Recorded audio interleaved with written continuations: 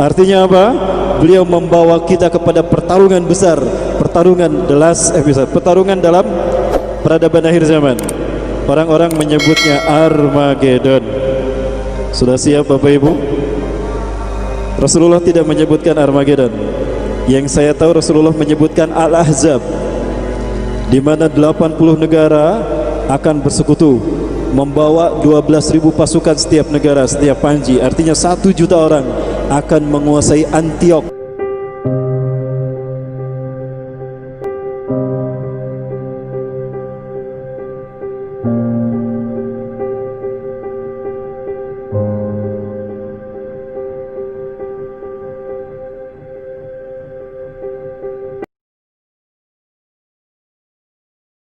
Sementara itu pemirsa, Presiden Turki Tayyip Erdogan mengatakan negara-negara barat yang menyerang Islam ingin meluncurkan kembali perang salib. Dia telah merubah Hagia Sophia menjadi masjid, menggoncangkan masyarakat Katolik dunia. Dulu Hagia Sophia dibangun pada tahun 532 Masehi oleh Kaisar Justinian I, dan itu sebagai katedral yang menyempurnakan Bizantium sebagai pusat ortodoks seluruh dunia. Namun 800 tahun kemudian terjadi invasi dari Katolik Roma. Maka orang Katolik merubahnya, merampasnya dan menjadikan dia sebagai simbol Katolik Roma. Maksudnya simbol ajaran Katolik. Maka orang Protestan Ortodoks ini tersingkirkan. Nah, di masa Muhammad Fatih Allah bebaskan Hagia Sophia, dan amanah beliau buat secara tertulis amanah bahwa Hagia Sophia diwariskan sebagai masjid. Subhanallah, hari ini setelah Turki Utsmani hancur diberlakukan sebagai museum, dan itu ternyata ilegal. Maka pengadilan tinggi Turki memenangkan tuntutan Erdogan dan Muslim Turki untuk merubah Hagia Sophia sebagai masjid, karena bukti amanah tertulisnya ada dari Yayasan Muhammad Al-Fatih. Kenapa Paus Vatikan dia merasa tersinggung dan orang-orang mereka marah di seluruh dunia, tetapi mereka diam ketika banyak gereja di Eropa yang berubah menjadi masjid? Mereka diam saja. Ketika banyak jemaah Nasrani yang berubah menjadi Muslim, berpindah agama menjadi Muslim, mereka diam saja, termasuk Paus. Tapi giliran Hagia Sophia dirubah menjadi masjid, mereka ribut. Karena Hagia Sophia simbol kemenangan Islam atas agama-agama selain Islam. Allahu Akbar. Satu hal juga yang sangat luar biasa dikemukakan oleh Erdogan. Setelah Hagia Sophia saya rubah menjadi masjid, maka berikutnya yang akan saya merdekakan adalah Al-Aqsa, kiblat pertama umat Islam. Artinya apa? Beliau membawa kita kepada pertarungan besar, pertarungan the last episode, pertarungan dalam peradaban akhir zaman. Orang-orang menyebutnya Armageddon. Sudah siap Bapak Ibu? Rasulullah tidak menyebutkan Armageddon. Yang saya tahu Rasulullah menyebutkan Al-Ahzab, di mana 80 negara akan bersekutu membawa 12.000 pasukan setiap negara, setiap panji. Artinya 1 juta orang akan menguasai Antiok, A'mak dan Dabik. Di mana itu? Di Turki. Artinya apakah ini isyarat kehancuran Turki? Bisa jadi. Maka itu isyarat kedatangan Imam Mahdi telah dekat. Karena ketika Turki jatuh kembali kepada pasukan Romawi, maka di saat itulah Al-Mahdi akan mempersatukan 3 pasukan terbaik dunia. Ahlu Syam, Ashabu Rayatis Sud, dan Taifah Mansurah, di bumi yang Allah berkahi. Syam, Suriah. Di mana pertemuan mereka?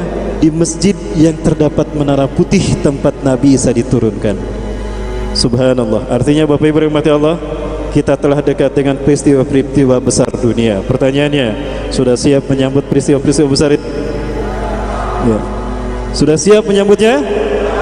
Takbir. Baik, kita belah malam ini sampai jam 11. Siap? Baik, kita belah sekarang. Gak apa-apa pada guys. Udah selesai. Lanjut. Baik, berikutnya ada satu yang belum saya bahas dari WTC. Kenapa harus 2001? Dan ini terkait dengan apa yang dilakukan Erdogan. Pernyataan Erdogan mengulangi proyek mereka yang dimulai dari penghancuran WTC. Kenapa harus 2001? Baik, saya perlihatkan ini.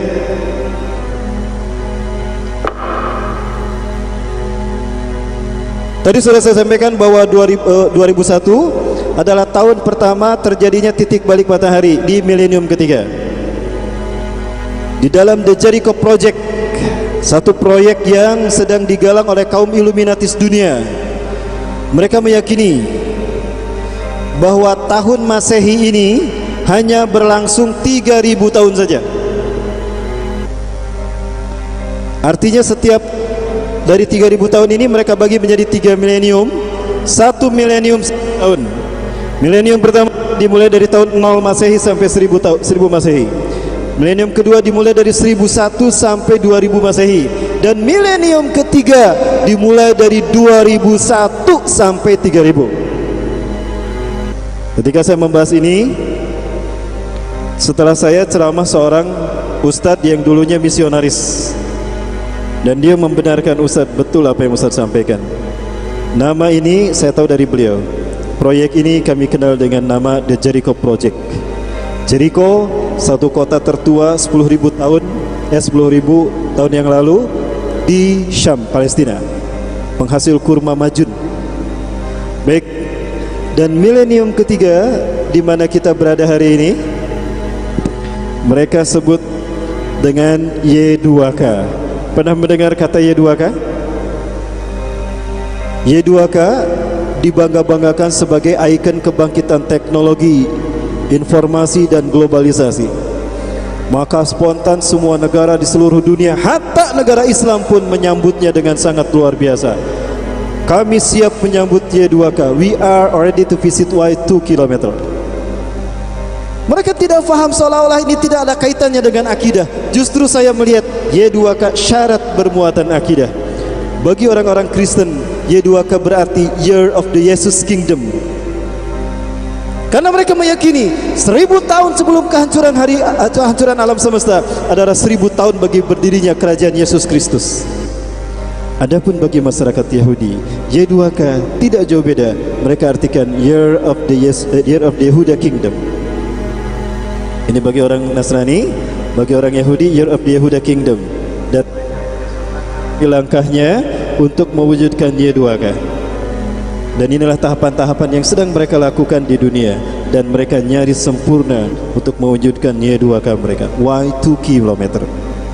Dimulai dari one government in the world, satu pemerintahan tunggal dunia, di mana agenda seluruh dunia terfokus kepada apa yang mereka lakukan. Maka jadilah negara-negara di dunia sebagai shadow government mereka. Artinya agenda negara-negara di dunia harus sejalan dengan agenda Yahudi. Bertentangan dengan agenda Yahudi, habis tuh negara mereka. Lihat Mesir, Muhammad Mursi digulingkan ketika bertentangan dengan agenda mereka. Muammar Gaddafi digulingkan ketika bertentangan dengan agenda mereka. Saddam Hussein juga digulingkan. Indonesia digulingkan tidak? Tidak, dipertahankan. Kenapa demikian? Shadow government, pemerintahan bayangan mereka. Betulkah demikian? Akan saya perlihatkan satu tayangan, tapi sekali lagi ini tayangan bukan saya yang buat, tapi tayangan ini ada di YouTube. Artinya kalau ingin nyalahkan, salah YouTube bukan saya. Boleh? Tapi saya minta tidak ada yang merekam. Tidak ada yang merekam. Tolong matikan semua kameranya. Jika ada yang memviralkan, tanggung jawab. Tolong lihat kanan kirinya, tidak ada yang merekam kan? Baik. Tadi saya sudah bilang gimana, lepas saja kan? Ini saya lepaskan ya. Baik. Inilah arti dari shadow government.